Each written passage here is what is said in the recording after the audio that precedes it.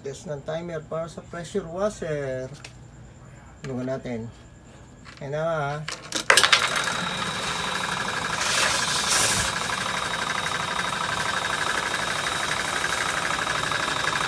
Nabibig lang dito.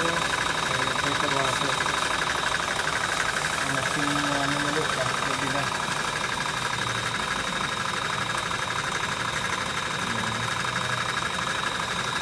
Tapos na sa 2 minutes. Pwede mo adjust. So, ilang oras ang ilang minuto ang gusto mo. Pero sa towing, ang 1 to 99 seconds lang yun. Na nakaset sa 40 seconds yan.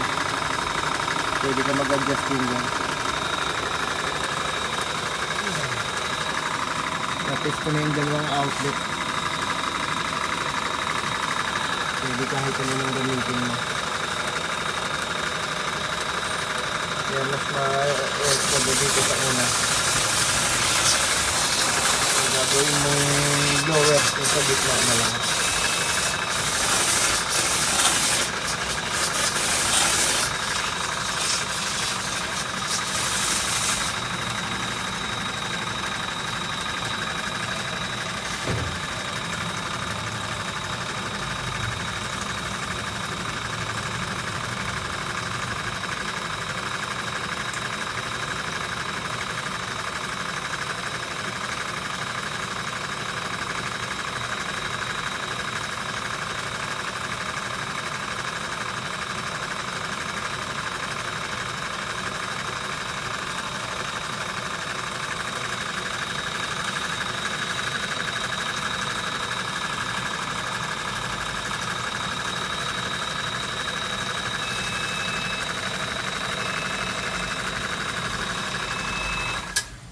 Oh, okay.